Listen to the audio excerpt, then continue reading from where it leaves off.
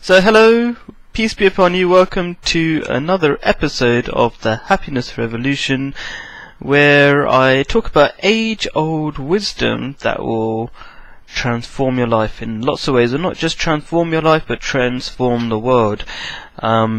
Make it a better place. So what do I mean by this transformation? I mean it will make you a healthier person, less stressed out person, more successful person. These aren't just words, these are things I've been talking about in my previous videos. So if this is the first video you've seen of mine and you're not sure about my claims, check out those other videos and see what you think. You can see all my videos at the link in the description of the video on YouTube. And so all these things, they make your life better practically, and what else is, and helps the world in general as well, because it talks about this age-old wisdom, this spiritual wisdom has always been taught to make your life better and make the world a better place, to save the environment, to help the economy without this worldwide recession. There are all sorts of ideas out there, practical ideas that have been proven to work as well, interestingly. So So, what am I going to talk about today? I'm going to talk about dieting. That's a really big deal in lots of ways. It's not a vain thing of in the sense of just trying to look better. It's about your health, and your health is really important. And also it's to avoid the extremes, which are obesity, which is a big problem, okay, in the West especially, because obesity, being too fat, obviously causes you lots of social problems and lots of health problems, including diabetes and so many things, so much so that there are 1.5 billion people dying because of obesity every year, and 1 billion people dying out of starvation or malnutrition or whatever. So the point is, so many people, more people are dying out of having too much food than what we see on the news, which is too little food. So I don't want to go give too much of an introduction. I want to just start telling you what you can do. So here are a couple of spiritual ideas that have been taught throughout the ages, and the first one that comes to mind is that when you eat, and I don't always do this because this is kind of laziness, but I try to do this, and if you try to do this, then at least you go in the right direction. I don't always do it, but sometimes I quite often do this, that I try to have 1/3 water.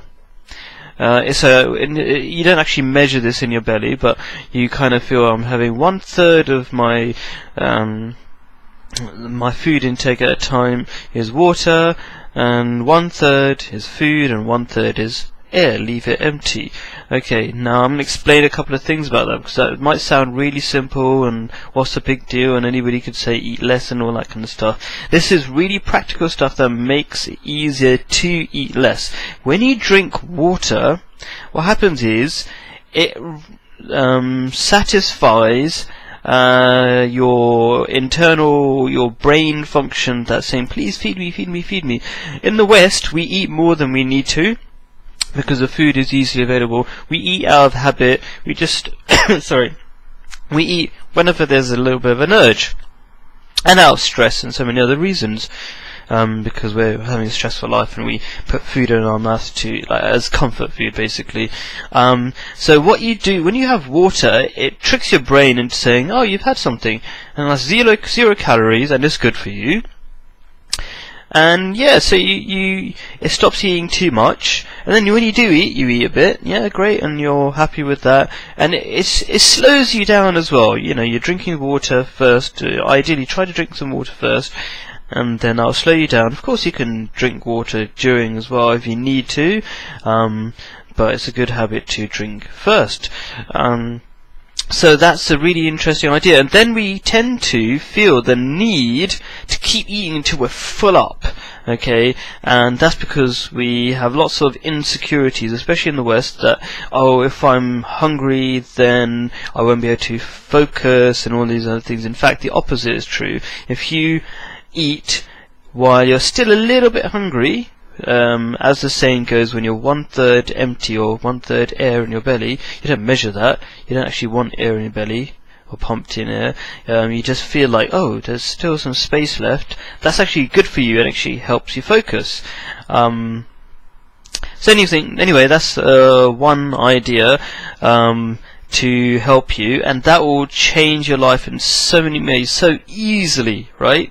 When I say in so many ways, because it will teach you all sorts of self-control, some sort of perspective in your life, and all these other things will come to you, but I don't want to go into it too much. Now, what's another idea? Yes,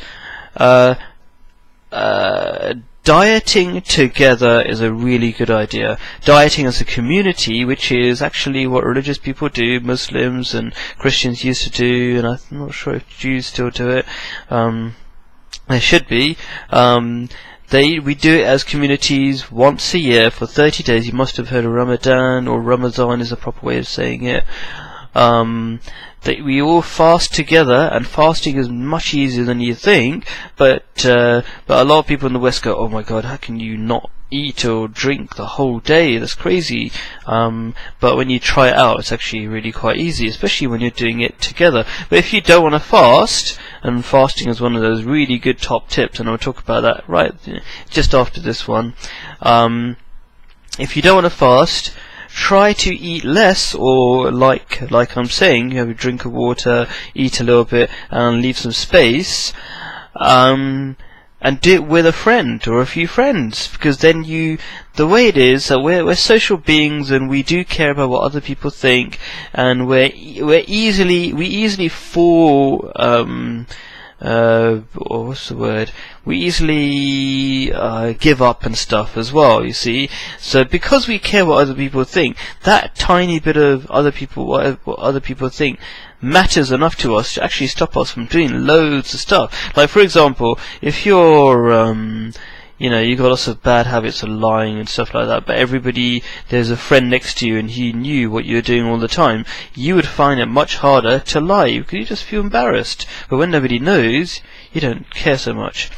So, do things together. So one thing was how you eat is, drink some water, eat a little bit of food so that you feel a little bit hungry still. And that's there's a point I have to make about that, is that your digestion system gives your brain late feedback. So if you eat until you're full up, you're already, by the time your food's digested and everything, you've probably eaten too much, and your brain's told you too late. So what happens is, if you stay a little bit hungry, you slowly get more and more full up as you go along, and so it makes sense to be a little bit empty anyway. And besides, if you're slightly craving afterwards, that's not a big deal. That's not hunger, is it? That's you just being greedy, and it's a bad Western habit of wanting to just keep eating. And if you do crave, just have some water, and the problem is solved. Okay, and it's really good for you. It's a really good habit to drink water. Obviously, not in excess. Do everything in the middle way, not too much, not too little.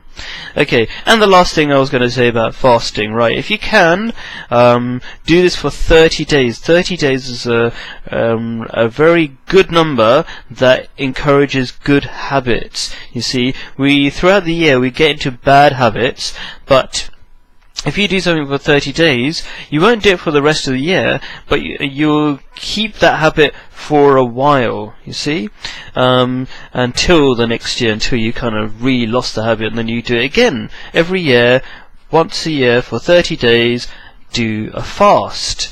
Yeah, that makes sense. Fast for 30 days. So what does fasting mean? Don't drink, don't eat from sunrise to sunset. It's a really good habit. You might say, oh, what are you going to do during the summer, well, actually, it's not so hard. Just try it out. It gives you a lot of self-belief in your ability as well. And if you can't do it for the first day or something, try again the next day, whatever. It's actually much easier than you think to fast, and it's definitely very good for you.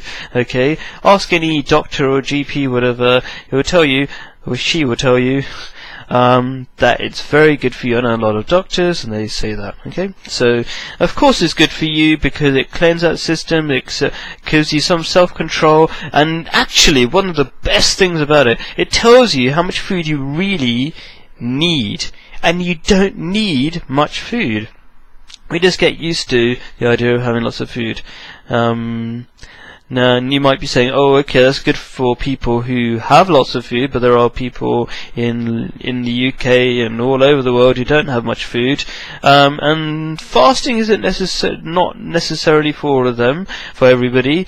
And if you're ill and all these kind of things, you shouldn't do it. If you have diabetes, you shouldn't be doing it. These are spiritual teachings, not to do it when you're traveling, when you're ill, when you're pregnant, and stuff like that. If you're old, ill health and all that kind of stuff, it's supposed to be easy. Okay, fasting isn't actually that hard. Thank you for watching. Hope that was useful. Please ask me questions if you have any.